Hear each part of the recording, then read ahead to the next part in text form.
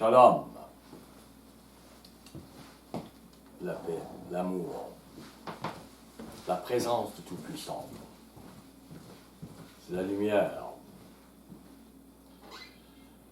C'est la paix, l'amour et la joie. On parle aujourd'hui de la réalité des ombres. Je parle de ce qu'a parlé un ancien philosophe, Platon. Je ne parle pas de suivre la philosophie, je ne parle pas que nous avons le salut par Platon, je parle de ce qu'il a découvert chez l'être humain. Platon est un philosophe d'il y a plus de 400 ans avant notre ère, avant Yahusha, et qui était sûrement contemporain du prophète Malachi. Et Platon parlait en images de ses théories. Et c'est cette image, cette théorie que je vous amène aujourd'hui. Encore une fois, je ne prêche absolument pas la philosophie ou le salut par Platon. Il y a un texte intitulé « Le mythe de la caverne », un texte écrit par Platon. On peut y trouver des similitudes avec la foi des disciples de Yahusha, parce que l'humain reste l'humain. Sa façon de réagir est toujours sa façon de réagir. Et le croyant en Mashiach doit changer, mais il ne change pas toujours. Il y a donc une similitude avec les problèmes de la foi, les problèmes de la vision humaine. Cette vision humaine empêche l'homme de voir la réalité que veut lui montrer le Tout-Puissant dans sa parole et par son esprit. Platon, il révèle dans ce mythe de la caverne la nature de notre réalité comme être humain, tout en montrant que la quête de la vérité-réalité de nos vies, parce que on la recherche, cette quête est subordonnée à ce que nous croyons, selon ce que nous avons vu, et que la réalité, vue ou entendue, et que la réalité est en combat avec notre réalité. La réalité que le Maître révèle est souvent en combat avec notre réalité. Cette réalité que nous nous sommes forgés, selon ce que nous avons vu, entendu, et je rajouterai, c'est ça, certainement, ce que nous avons entendu bibliquement. Prenez avec moi Jean 8, et je vous propose de mettre signé un marque-page à Jean 8.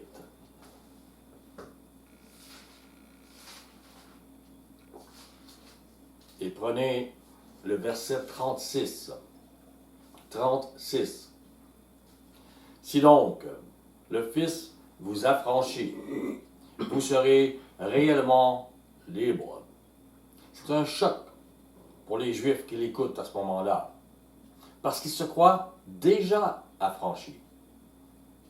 Ils veulent bien les miracles, ils veulent bien entendre Mashiach, il y a une curiosité, il y a quelque chose qui... Mais c'est un choc, parce que pour eux, ils sont déjà comme Juifs affranchis. Au verset 43, et le Messie leur dit, pourquoi ne comprenez-vous pas mon langage? C'est parce que vous ne pouvez écouter ma parole.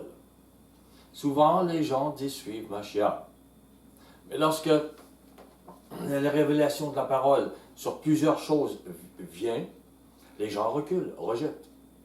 Ils ne peuvent écouter la parole. Ils se diront quand même disciples de Mashiach.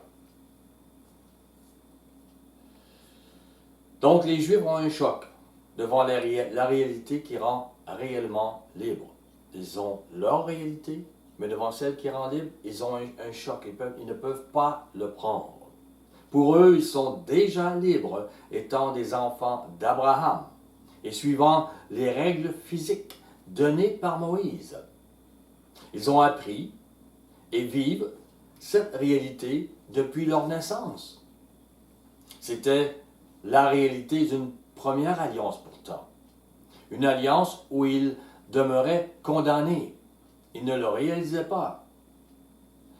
Les Juifs ne pouvaient imaginer qu'ils étaient condamnés. Et Mashiach leur annonce une nouvelle alliance. Il a besoin d'un nouveau sacrifice. Le véritable. Une nouvelle alliance qui triomphe du jugement. Prenez avec moi Luc 12. Luc 12. Verset 54. 54.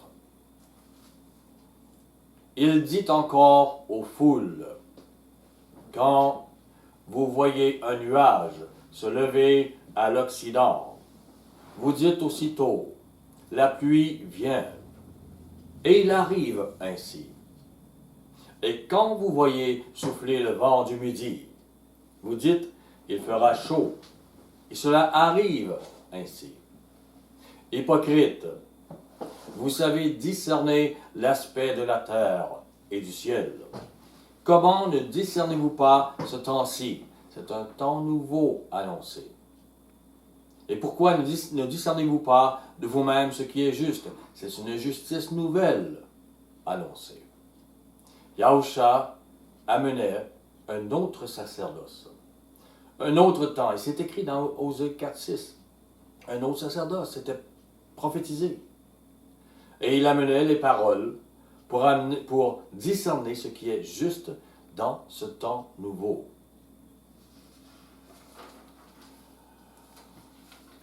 Imaginez maintenant une caverne. C'est sombre, c'est noir. Il n'y a qu'une entrée, petite. Et il y a un long chemin pour se rendre dans une grande salle. La salle est noire. Elle ne voit pas le soleil, elle ne voit rien. Il y a un groupe de prisonniers qui sont enchaînés depuis leur naissance.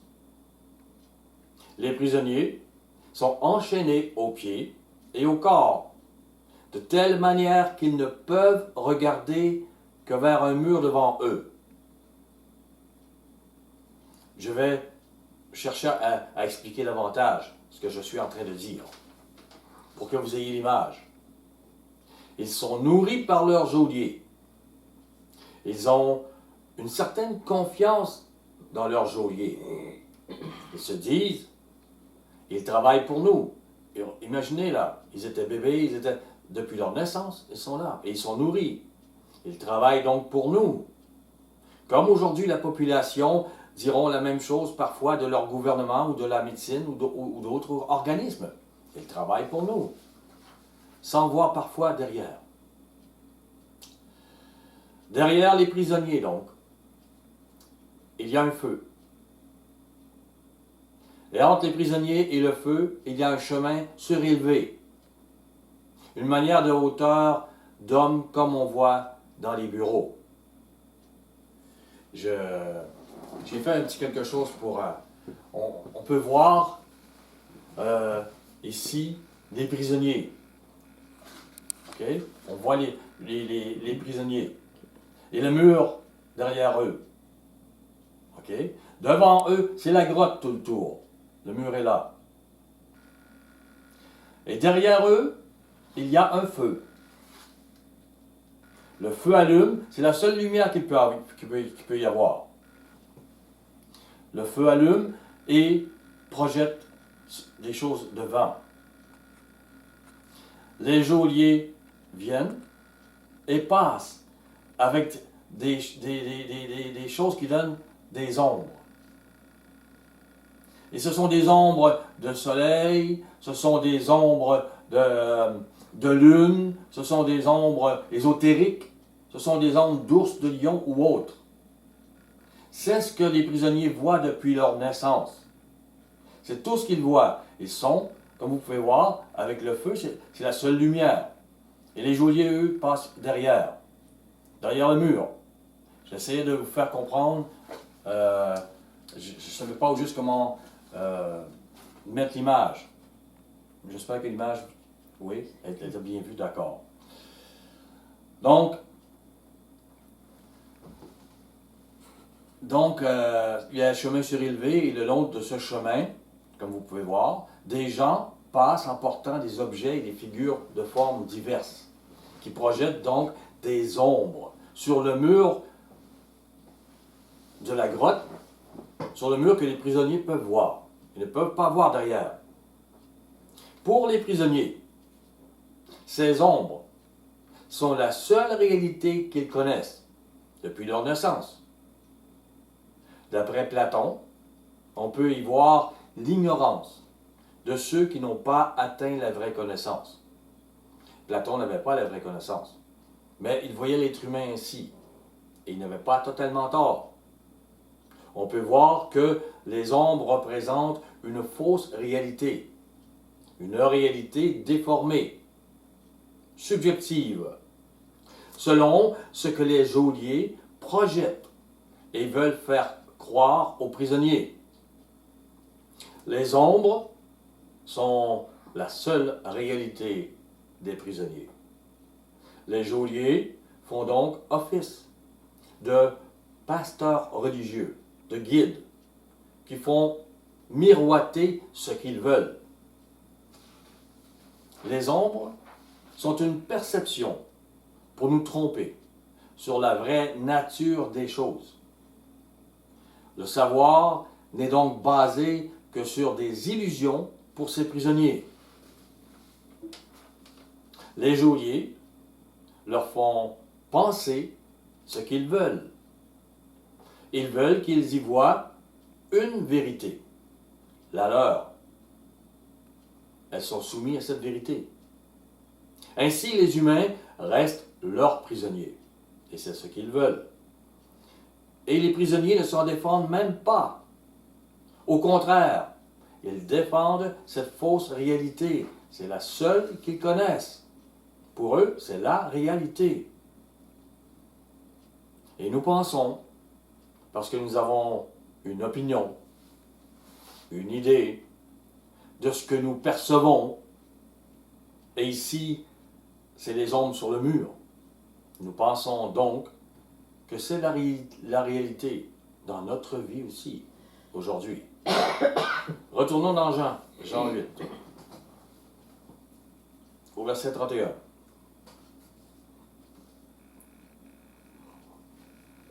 Comme Yahusha parlait ainsi, plusieurs crurent en lui. Et il dit aux Juifs qui avaient cru en lui, « Si vous demeurez dans ma parole, vous êtes vraiment mes disciples. Vous connaîtrez la vérité, et la vérité vous affranchira. » Étant juifs, comme je le disais, ils ont connu l'ombre des choses à venir. Mais maintenant, ils sont devant la réalité en action. La vérité pure, elle marche devant eux et elle parle. Elle était annoncée par Moïse et par les prophètes. Ils ne peuvent pas reconnaître ça. Eux, ils vivent avec les ombres. Ayant mis leur foi dans l'ombre des choses à venir, ils ne peuvent croire Mashiach. Ils vont lutter contre lui. Au verset 33, ils lui répondirent, « Nous sommes la postérité d'Abraham, et nous ne fûmes jamais esclaves de personne. Comment dis-tu, vous deviendrez libres? » Comment il ose? En vérité, je vous le dis, le répliqua Yahusha, quiconque se livre au péché est esclave du péché. Vous n'êtes pas libre. Or, l'esclave ne demeure pas toujours dans la maison. Le Fils y demeure toujours. Si donc le Fils vous affranchit, vous serez réellement libre. Puisque nous sommes esclaves de nos chaînes, esclaves de la prison, de nos pensées héritées de nos familles, héritées de notre culture, des nouvelles qui circulent dans la société. Tout ce que vous percevez par vos sens, tous les passages bibliques sont filtrés ainsi. Ils sont sortis, on vous les a amenés sortis de leur contexte, et qu'on vous a rabâché depuis votre enfance. Et c'est cette conception personnelle des choses qui nous rend prisonniers de nous-mêmes. Comprenez? Prisonniers de nos pensées. Heureux êtes-vous si vous n'avez jamais été prisonnier. Mais si vous croyez vraiment que vous n'avez jamais été prisonnier, c'est que, et ne voulant pas un instant vous insulter, je dirais donc, c'est que vous êtes encore prisonnier. Vous défendez des ombres bec et ongles contre des réalités bibliques. Et vous ne pouvez pas être réellement libre. Nous avons tous été prisonniers. Proverbe 18, 2. Proverbe 18, 2.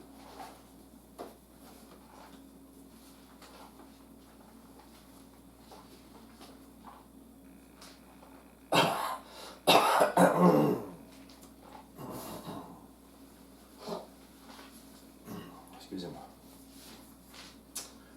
Ce n'est pas à l'intelligence que l'insensé prend plaisir. C'est à la manifestation de ses pensées.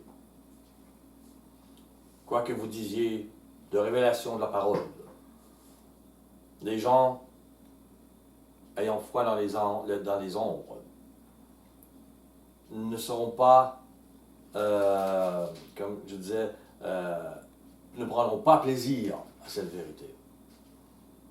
Et ils parleront fort de leur pensée, de ce qu'ils croient, de leur réalité à eux. L'ignare, l'insensé, n'imagine même pas qu'il est insensé. Et qu'il est gonflé d'orgueil de ses diplômes universitaires. Je ne vous dis pas qu'il n'a pas des capacités intellectuelles. Parfois, il a fait de l'université, il est devenu des best-sellers, il parle de la Bible, mais il ne veut pas autre chose que ce qu'il a appris avec ses ombres. Il enseigne, il a reçu la science des ombres et il l'enseigne. Et les hommes aiment ça. Leur explication intellectuelle et religieuse de la Bible est une connaissance redoutable, mais absolument fausse, ayant une fausse réalité. Mais la majorité humaine, tristement chrétienne, prenant les ombres pour réalité, prennent plaisir à manifester leurs pensées à ce sujet. En passant, avant de commencer, je voulais vous dire que cette étude, je l'ai entendue, mais j'ai rajouté des choses, je trouvais qu'il y avait quelque chose à amener vraiment. Les gens qui lisent la Bible vous diront, mais moi, j'ai la foi et je vois la vraie réalité. Mais leur foi ne s'est-elle pas mélangée avec un conditionnement humain? Si la Bible vous parle d'un oiseau, mais que vous n'avez jamais vu un oiseau, vous n'avez vu qu'une ombre d'oiseau. Vous n'avez pas idée de sa couleur, de son chant, de sa profondeur. Mais vous le voyez comme un être plat, sans dimension. C'est normal, depuis votre naissance, c'est tout ce que vous avez vu. Tout ce qu'on vous a enseigné. L'être humain fixe ses croyances sur des opinions qui sont par nature subjectives. Il confond le réel qu'il perçoit avec la réalité. Cette croyance est renforcée par le fait qu'il n'est pas le seul à y croire. Le groupe des prisonniers partagent leurs opinions sur ce qu'ils voient. Ils vont finir par avoir des opinions admises par tous. Lorsqu'une organisation ou les médias aujourd'hui répètent quelque chose, les gens finissent par croire que ce qui est véhiculé à répétition est la réalité. C'est la vérité, même si c'est un mensonge. Étant donné que la majorité va le croire, ils vont entrer dans cette croyance. Luc 6. Luc 6. Verset 39.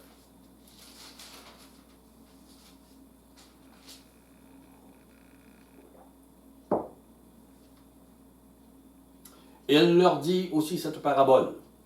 Un aveugle peut-il conduire un aveugle? Ne tomberont-ils pas tous deux dans une fosse? Ces gens qui sont prisonniers, qui voudraient vous enseigner, que peuvent-ils vous enseigner plus que les hommes qu'ils ont vus, qu'ils ont entendus? Rien. Ils sont aveugles. Il en est de même pour une religion chrétienne qui est dans l'erreur. L'erreur répétée devient vérité pour les prisonniers de cette religion. Ils le croient mordicus. Ésaïe 42. Ésaïe 42.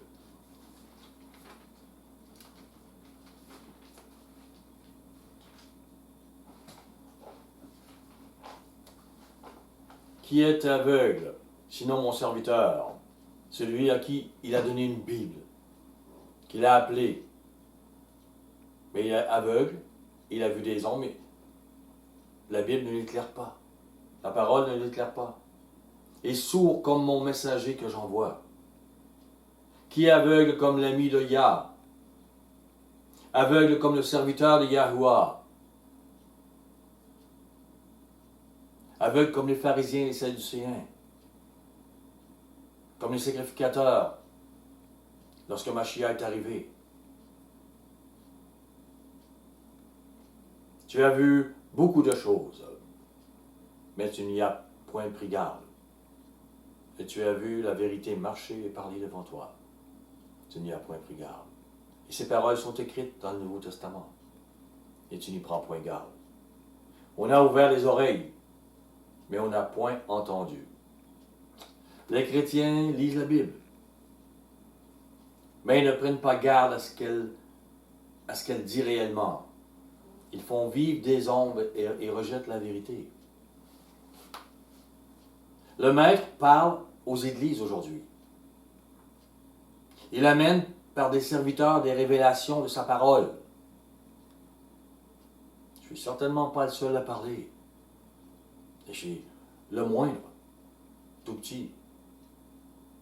Mais ce qu'il me révèle, ce qu'il m'appelle, ce que je vois comme perle, comme je vous dis, c'est cette étude que je trouvais comme, elle était comme une perle, comme un message à amener, auquel je ramène des choses. Donc, parole que l'ennemi a voilée depuis près de 2000 ans. Ça fait mal que je dise ça. Mais c'est écrit. Dans 1 Jean 2, 18, dans 3 Jean 9, 10. C'est écrit. Et dans beaucoup d'autres passages. Mais les chrétiens rejettent la vérité de ces passages. Et les pasteurs vont faire attention pour ne pas les amener. Ils amènent les ombres. Ésaïe 40, au verset 22. C'est un peuple pillé et dépouillé. On les a tous enchaînés dans des cavernes. Ésaïe 42, 22. Plongés dans les cachots. Ils lisent la Bible et ils ne voient que des ombres. Ils ont été mis au pillage et personne ne les délivre. Dépouillés et personne qui dise restitue. Enchaînés dans des cavernes où ils ne voient que des ombres et où ils ne croient qu'aux ombres. Essayez de parler des vérités, des choses qui sont révélées. Vous verrez. Au verset 23, qui parmi vous prêtera l'oreille à ces choses? Qui voudra s'y rendre attentif et écouter à l'avenir? Et le fait qu'ils aient été tous prisonniers depuis leur naissance produit le même effet que nos traditions font sur nos convictions. Elles renforcent leur crédibilité pour les rendre encore plus vraies. Tous le croient, donc c'est vrai. Heureux ceux qui ne sont pas des Thomas, qui placent leur foi ailleurs que sur leur sens, car ils verront la vérité. Ils découvriront la réalité des choses. Maintenant, le mythe de la caverne prend une tournure différente. Lorsque l'un des prisonniers est libéré, je ne vous dirai pas la façon, je veux dire, il est libre. Il a pris la porte. Revenons à Jean 8.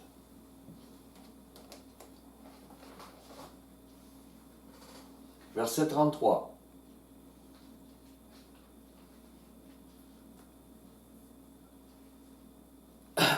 Ils lui répondirent, nous sommes la postérité d'Abraham. Nous ne fûmes jamais esclaves de personne. Comment dis-tu, vous deviendrez libres? Si je dis il y a 2000 ans, les églises visibles n'avaient plus l'esprit, et vous avez récolté de cela, c'est une vérité pour moi. 3 Jean 9, 10. Des choses. Mais vous répondront, les chrétiens aujourd'hui, nous ne sommes pas esclaves, nous sommes libres.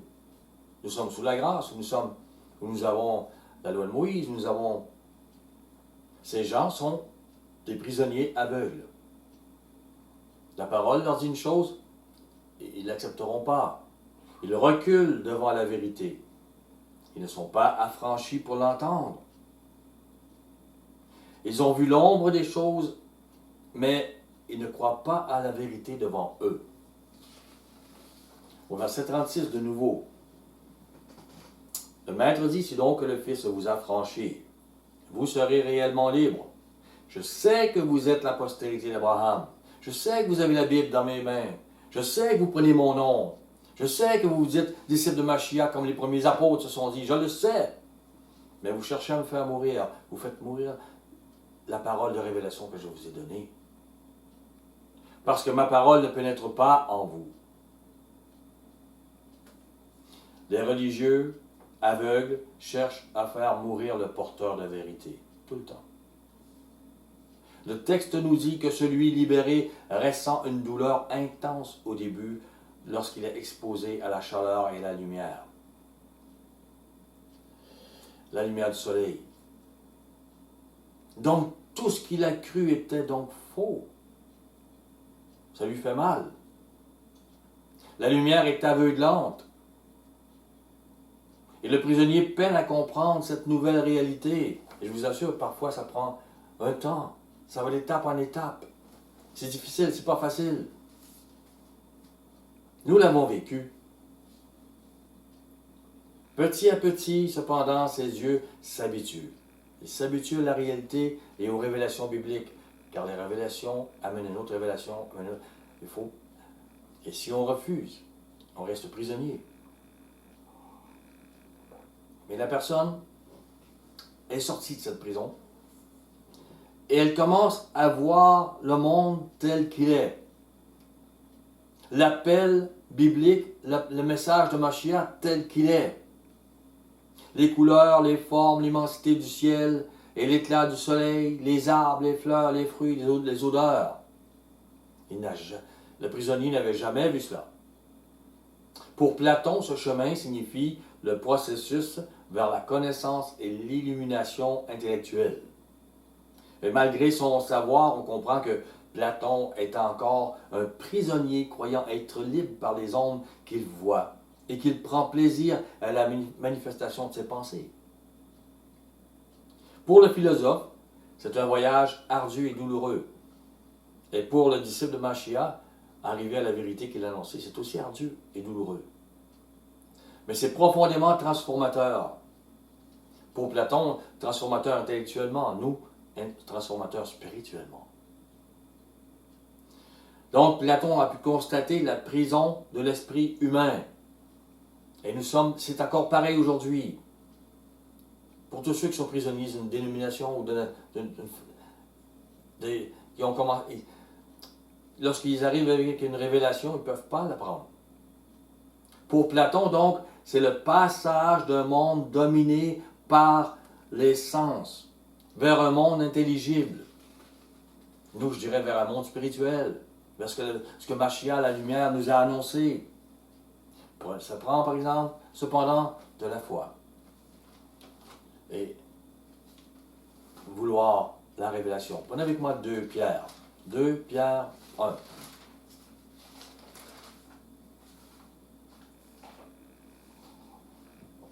Et le maître libère certains prisonniers. C'est par grâce qu'il le fait. C'est par grâce. On cherche à parler à des gens qui ont lu la Bible presque toute leur vie. Mais c'est comme si leurs yeux sont vitreux, c'est comme s'il y a une colère à l'intérieur, ils ne peuvent pas le prendre. C'est par grâce que le prisonnier est libéré. Simon-Pierre, serviteur et apôtre de Yahushua HaMashiach, à ceux qui ont reçu, ils ont reçu cette grâce. Ils ont reçu quelque chose que les autres prisonniers n'ont pas. Et même si on voudrait qu'ils l'aient, on voudrait leur faire comprendre, ils vont être en guerre, en colère contre vous. Mais ceux qui ont reçu en partage une foi du même prix que la nôtre, par la justice de notre Elohim et du Sauveur Yahushua Mashiach. Pour ceux qui reçoivent cette foi, je dirais qu'ils entrent dans un nouvel univers, qui les transforme de l'intérieur. Et Yahuwah, progressivement, leur ouvre les yeux sur la réalité. Ce n'est plus une ombre, mais bien la réalité. La révélation de la vérité-réalité se fera pas à pas dans leur vie. Par Mashiach, Yahuwah le fera en détruisant toutes les vérités qui s'étaient faites avec les ombres. Comprenez? Ça ne se fait pas. Nous passons tous par ce chemin. Personne ne connaissait la vérité avant que leur soit révélée. Nous recevons la foi et nous partons dans ce chemin de révélation à révélation, de vérité en vérité. Et croyez-moi, je suis avide de voir par grâce la vérité par révélation sans cesse davantage dans ma vie. Et je vais l'amener aux autres. Je suis avide de grandir dans cette révélation. Les élus véritables sont tous dans ce processus. Ils sont tous avides de cette révélation. Sinon, vous êtes encore prisonniers. Les autres sont aveugles. Ils croient tout savoir. Et ils ferment la porte de leur esprit. Notre dénomination, c'est tout. Point à la ligne. Le texte de Platon continue.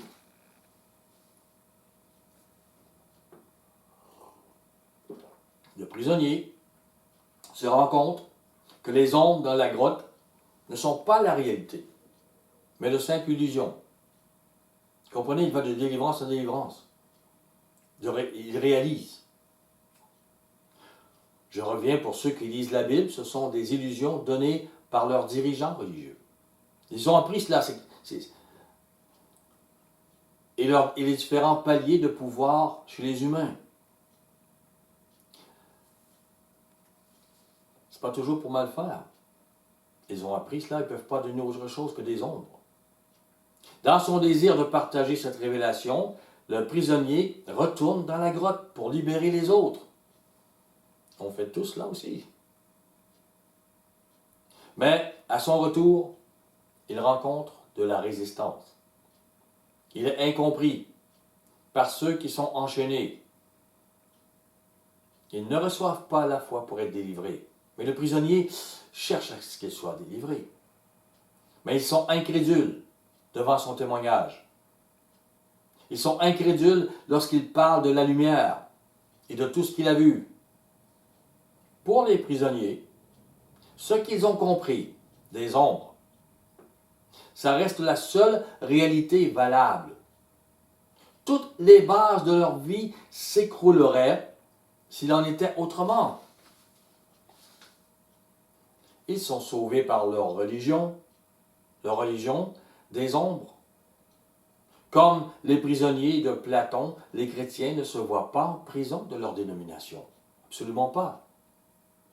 Pour les chrétiens, cela voudrait dire que leur pasteur peut avoir tort, que leur dénomination n'est pas le rocher de la vérité et qu'elle devrait changer des choses. C'est impossible, inconcevable. Donc, la proposition d'une réalité différente, elle est inconcevable et même menaçante. Celui qui veut libérer les autres devient un dangereux, selon eux, je vous assure. À leurs yeux, ils avaient le salut. Les catholiques croient avoir le salut, les baptistes, les mormons, les témoins de Jéhovah, les évangéliques, etc. À leurs yeux, ils avaient tous la lumière et le salut, selon leur pasteur, leur dénomination. À leurs yeux, ils étaient sages. Ils avaient la connaissance. Leur orgueil en prendrait un coup s'il en était autrement. Et pire, cela supposerait que leur geôlier, pasteur, serait aveugle ou même malveillant. Eux qui les nourrissaient, ça c'est inconcevable. Ces gens ont fait de ces ombres une parole divine, un dogme. Et pour le philosophe, il met en lumière la difficulté pour l'humain de changer et de penser, d'accepter la vérité, réalité. Je le répète, c'est pas biblique, c'est simplement, il a vu comment l'homme pense. Et il voit que il met en lumière la difficulté pour l'humain de changer. La difficulté de penser autrement. Et d'accepter une vérité, réalité qui ne serait pas celle qu'il avait déjà acceptée.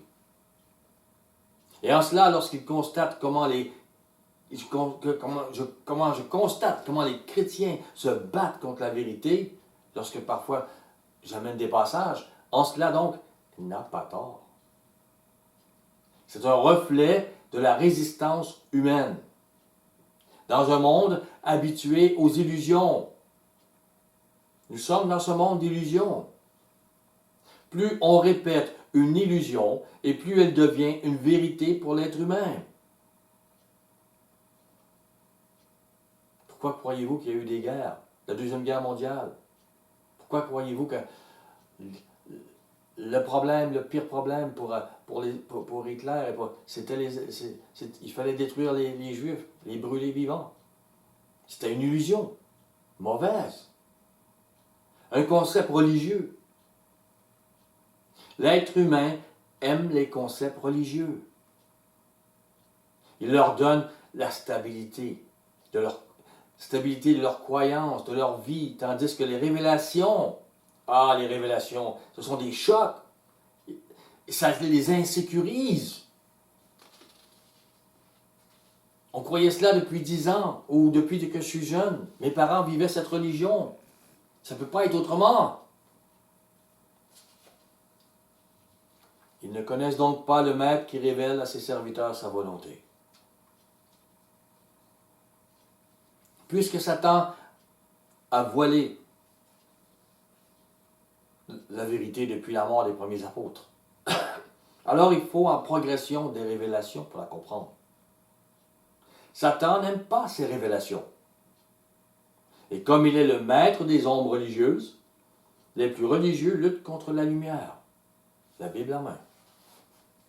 Ils ont brûlé des gens par le passé. Pour cela. Je regardais M. Tisdale, je crois que c'est pas ça. Parce qu'il a traduit la Bible en anglais, il a été brûlé. Et les gens applaudissent. Les gens sont aveugles. La non-acceptation de nouvelles idées fait partie de la majorité humaine. Et Satan travaille dans cette faille. Et donc, tristement, la vérité-réalité produit rejet et colère, violence. Jean 3.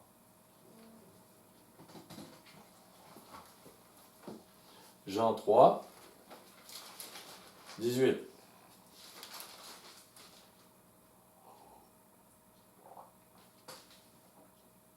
Celui qui croit en lui, c'est-à-dire, il croit dans les paroles de Mashiach. Il voit qu'elles sont lumière. Il obéit. Il n'est point jugé.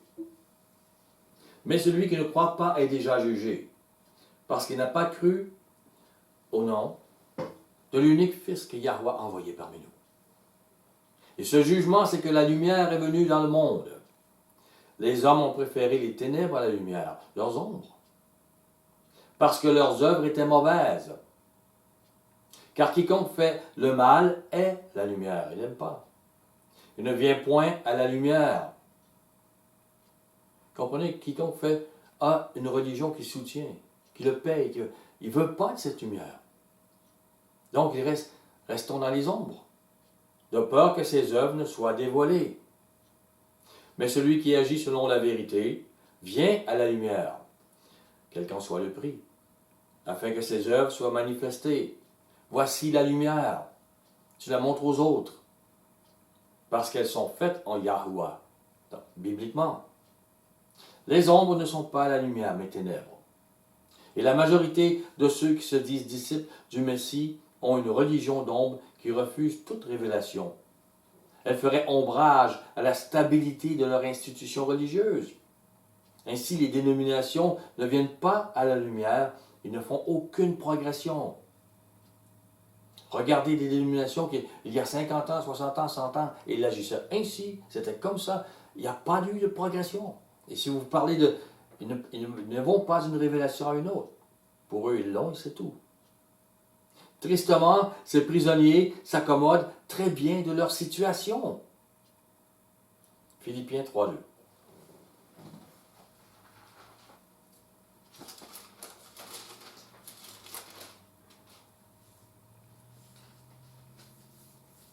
Et Paul parle, et c'est violent ce qu'il dit. Paul est prêt à mourir. Et il a parlé de ce qu'était l'amour, véritablement. Il est prêt à mourir pour l'amour, la vérité. Mais il dit, il y en a qui enseignent que ce n'est pas ça. Il dit, prenez garde aux chiens, prenez garde aux mauvais ouvriers. Il y a un lien entre les deux. Le mauvais ouvrier qui amène les ombres. Prenez garde aux faux circoncis. Ceux qui ne sont pas circoncis de cœur, qui ne marchent pas selon l'amour qu'a enseigné Mashiach. Matthieu 7. Matthieu 7. Verset 6.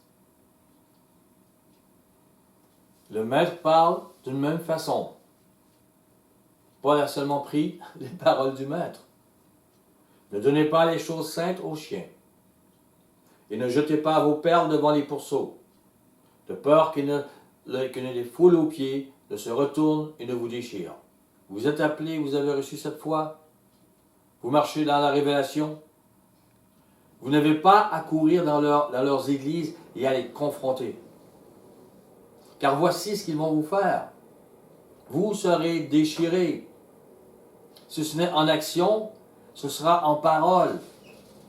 Prenez avec moi Jérémie 18, 18. Jérémie 18, 18.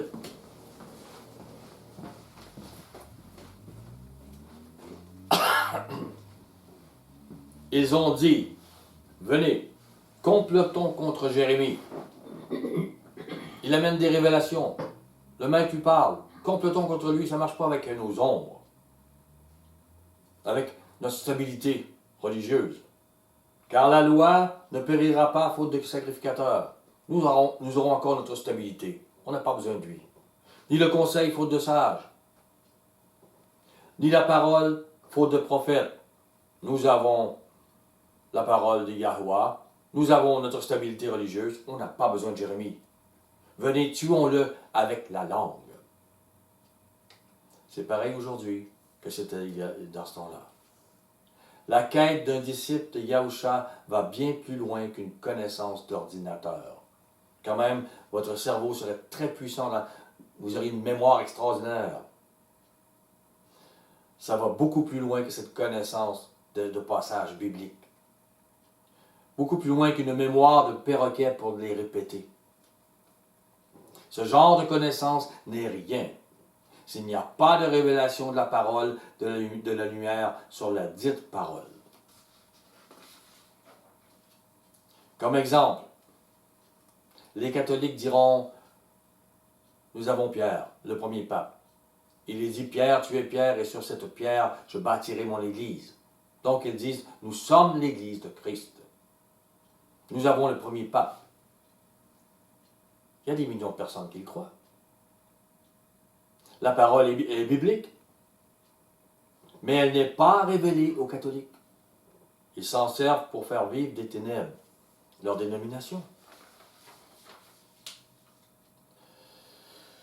Prenez avec moi 1 Corinthiens 13.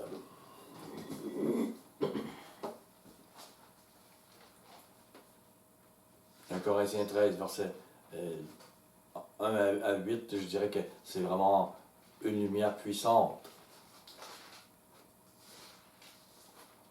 Que les gens religieux ne veulent pas vraiment développer et vivre.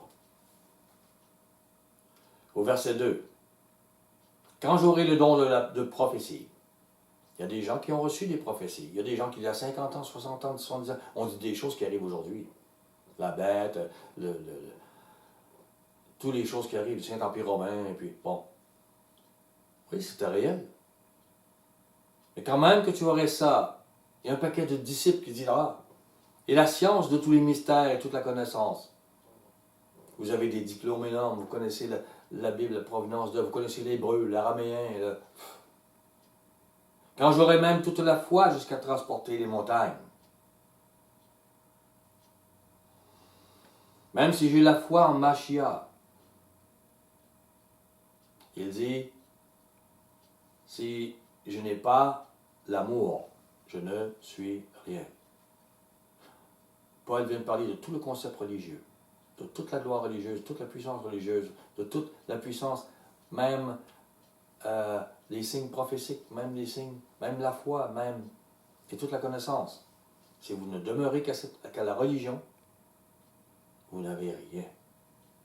Si je n'ai pas l'amour, vous n'êtes rien. L'amour que Paul décrit du verset 4 au verset 7, amour vécu par Mashiach, si vous ne l'avez pas, vous n'êtes rien. Et je ne suis rien. La foi sans les œuvres de l'amour n'est rien. Mettez ces choses. Les gens disent, on est sauvé par la foi. Jacques dit, la foi avec les œuvres. Et moi, je dis la foi sans les œuvres de l'amour. Parce que Paul dit, vous n'êtes rien si vous n'avez pas ces œuvres de l'amour. Donc, même les prophéties, la science, la connaissance, la foi, ces concepts religieux, même bibliques, peuvent devenir des idoles. Des carottes qui nous font courir. Il a fait toutes les prophéties. Je suis prêt à payer, puis ou il a toute la connaissance, il a des diplômes. Il a fait des best-sellers que tout le monde sur la terre écoute. Il amène des gens par milliers. Mais ce sont les carottes qui vous font courir et qui vous épuisent. Et vous détournent à développer la lumière. Et vous venez parfois irrité, confus, amer. Vous ne comprenez pas. Pourquoi? Parce que vous marchez dans le physique, dans la religion, et non pas dans la lumière, l'amour qui transforme le cœur. Donc, la lumière nous amène à développer l'amour que Mashiach a enseigné et vécu jusqu'à la mort. Cette lumière qui vous conduit à avoir une paix, une joie. La connaissance des paroles de Mashiach demeure au diplôme, aux écoles intellectuelles, et basée sur des raisonnements humains, incrédules à l'amour. Si cette connaissance demeure incrédule à l'amour, elle n'est qu'intellectuelle. Mais la révélation des paroles de Mashiach, il y a une différence entre la connaissance et la révélation. Comprenez? La connaissance n'est rien. Les gens ont fait la guerre avec la connaissance, au nom du Christ. Les tortures au nom du Christ. La connaissance, si elle n'a pas la révélation, l'amour, elle n'est rien. La révélation des paroles de Mashiach vous fera entrer dans la dimension du puissant amour qui vibrait en Mashiach. L'amour qui provient des cieux. Car son Père, Yahuwah, est amour. Et Mashiach, dans la Nouvelle Alliance, révèle cet amour qui doit devenir nôtre. Si ça vous ennuie que je vous parle ici de l'amour, c'est qu'il y a un problème. Voilà comment être à l'image de Yahuwah et de Yahusha. Le reste que vous avez appris bibliquement n'est que des ombres. Colossiens 2.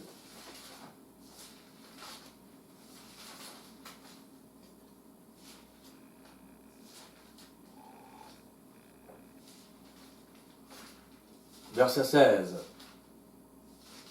Que personne, donc, ne vous juge au sujet du manger ou du boire, ou au sujet d'une fête, d'une nouvelle lune ou des Shabbats.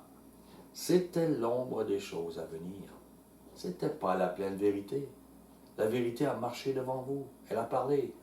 Mais le corps est en Mashiach, dans sa révélation, dans ce qu'il est. La Bible révèle que même cela, c'était des hommes, des choses qu'ils ont reçues. Au verset 18, qu'aucun homme, sous une apparence d'humilité et par un culte des anges, c'est de l'ésotérisme, c'est de la ruse. On ne vous amène pas aux paroles de Mashiach. C'est encore une religion. C'est encore une chose qui touche les gens. Et ne vous ravisse à son gré le prix de la course. Tandis qu'il s'abandonne à ses visions, ses ombres, qu'il a appris dans ce monde, qu'il est enflé d'un vain orgueil par ses pensées charnelles, sans s'attacher au chef, sans voir la lumière, dont tout le corps assisté est solidement assemblé par des jointures et des liens tire l'accroissement que Yah donne.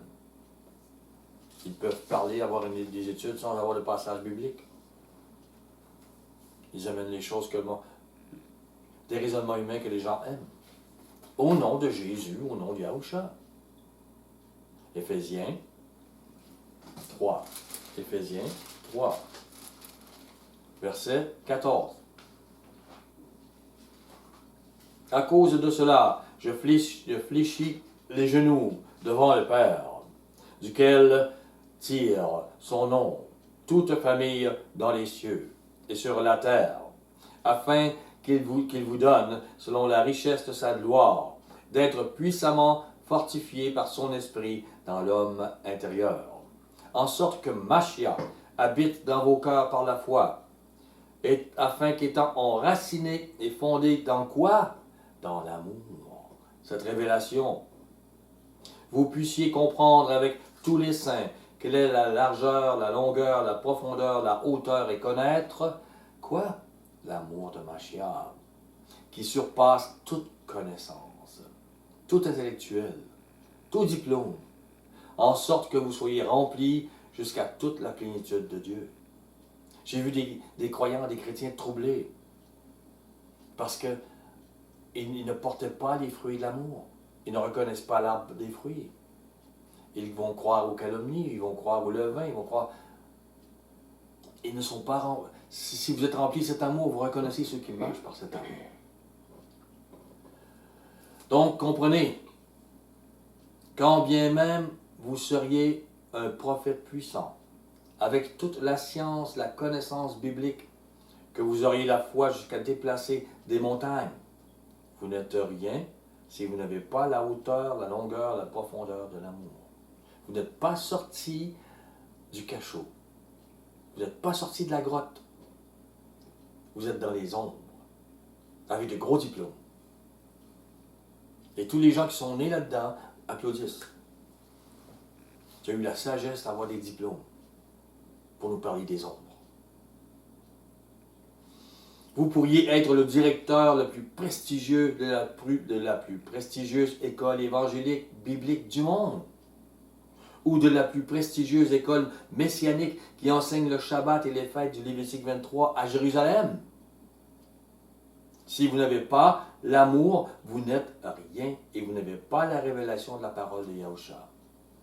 Il est devant vous et vous ne voyez pas. Vous lutterez même contre l'amour et contre la révélation.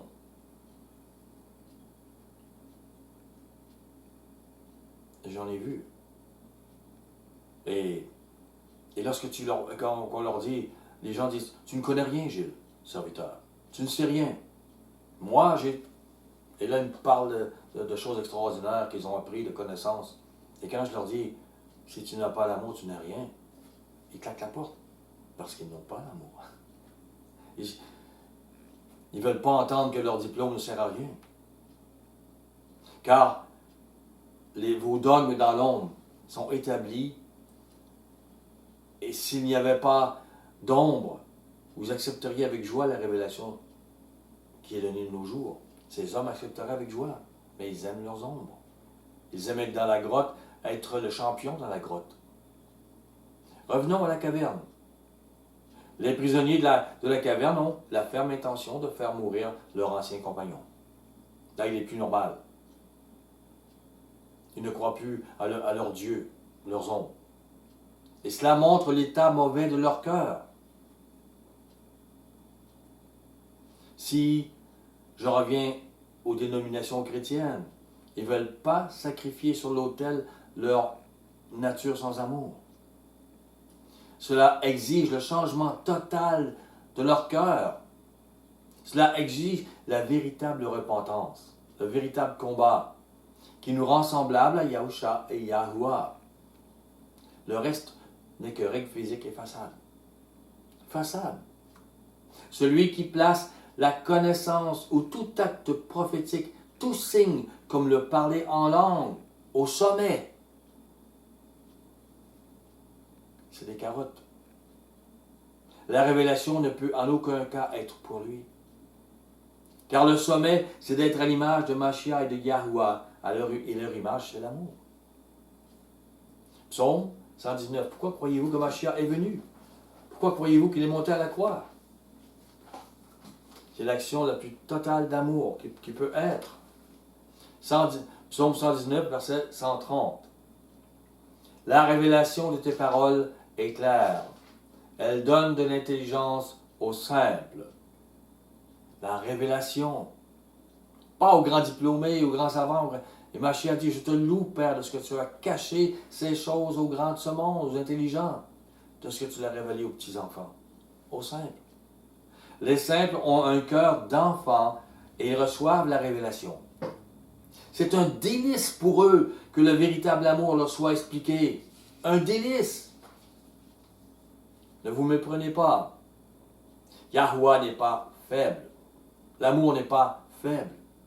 Il protégera son amour et enlèvera même par la guerre s'il le faut au retour de Mashiach. Il va la protéger. Il va enlever tous ceux qui sont contre la sainteté de l'amour. C'est à ce point. 1 Corinthiens 5. Et Paul dit la même chose pour les assemblées. Les gens ne comprennent pas ça. Les dirigeants ne protègent pas l'amour dans l'assemblée. Plus qu'on est nombreux, mieux que c'est, ils vont être sauvés. Et voici ce que dit Paul. 1 Corinthiens 5, verset 1. On entend dire généralement qu'il y a parmi vous de l'impudicité. Et Paul leur reproche. Vous laissez ça dans l'assemblée. Il ne dit pas, laissez-les pauvres autres, s'ils partent, ils ne seront pas sauvés. Il dit, vous les laissez impudiques, débauchés dans l'assemblée. Ils ne se repentent pas. Et une impudicité telle qu'elle ne se rencontre même pas chez les païens. C'est une honte. Ils ne sont pas repentis. Ils ne sont pas les vrais disciples. Il faut comprendre, avoir un discernement. C'est au point que l'un de vous a la femme de son père. Et vous êtes enflé d'orgueil. On a 10 000 personnes. Waouh! On fait des miracles. Waouh! Et vous n'avez pas été plutôt dans l'affliction. En disant, c'est quoi cette impudicité, cette débauche parmi nous? Afin que celui qui a commis cet acte fût ôté du milieu de vous, émondé. Ils ont eu un temps. Ils ne veulent pas se repentir. Pour moi, absent de corps, mais présent d'esprit, j'ai déjà jugé, comme si j'étais présent, celui qui a commis un tel acte. On ne restera pas dans une grotte avec des ombres. On va rester. C'est la vérité et l'amour qu'on va protéger. Au nom d'Adonai Yahusha, vous et mon esprit étaient rassemblés avec la puissance de notre Adonai Yahusha. Qu'un tel homme soit livré à Satan. C'est fort, c'est fort, c'est fort. J'ai jamais vu ça personne aujourd'hui. Personne protège l'amour ici. Et personne ne semble vivre l'amour. Pour la destruction de la chair. Pourquoi? Afin que l'esprit soit sauvé au jour du Maître. Yahusha. Afin qu'il se repente. C'est fort. Et aujourd'hui, l'amour doit être protégé même dans les assemblées. C'est ainsi. Platon avait seulement l'intelligence de constater comment réagissait l'esprit humain. Et remarquez, combien même vous auriez la foi pour déplacer les montagnes, vous êtes perdu si vous n'avez pas l'amour. C'est à ce moment-là, vous n'avez pas réalisé le chemin de la vérité enseigné par Mashiach. Galates 5.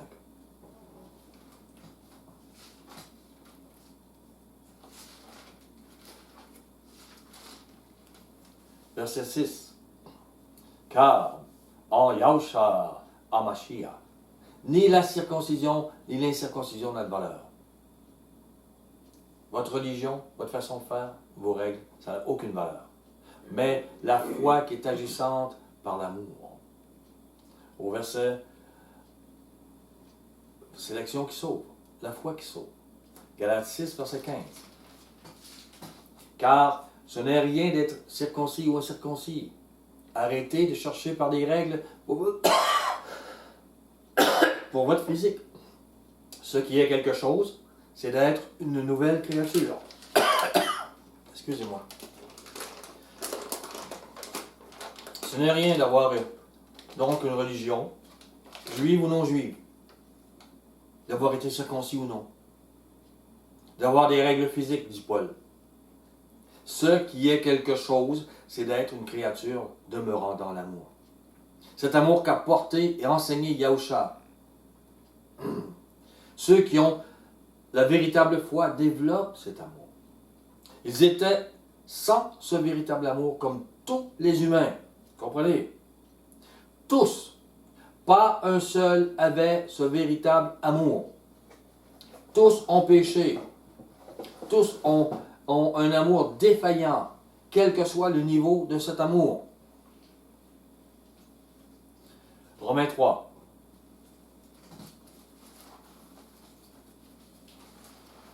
Tous, nous étions fautifs à ce niveau. Même si les gens vont me dire, oui, mais telle personne aide beaucoup les gens, telle personne. Tous, dit l'apôtre Paul, celui qui a enseigné pour l'amour aussi, dit la Bible. Quoi donc? Sommes-nous plus excellents? Quel verset? Verset 9.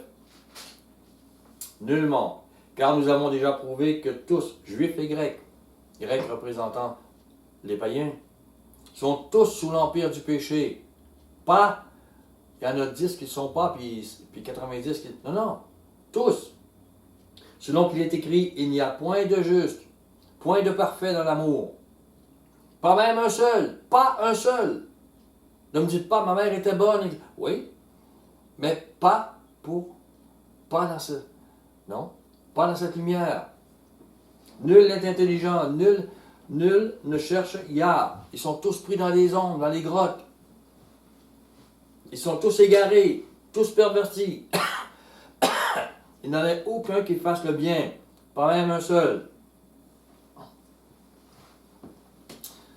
Direz-vous autrement que ce que révèle la Bible au sujet de l'être humain? Alors, vous auriez mis votre foi dans les paroles des ténèbres. Prenez un dernier passage, Jean 15, verset 9. Que j'aime ce passage. Le Maître nous dit, « Comme le Père m'a aimé, je vous ai aussi aimé. Demeurez dans mon amour. » Voulez-vous plus de lumière et de vérité? Voulez-vous le chemin? Le voilà. Mashiach nous a aimés comme le Père l'a aimé. Demeurer dans son amour, c'est le chemin et la vérité qu'il a enseigné. Et vous serez libre. Et je vous le demande ce matin. Êtes-vous libre en Yahushua Mashiach? Êtes-vous sorti de la grotte et de la divination des ombres? Soyez bénis. Je vous aime.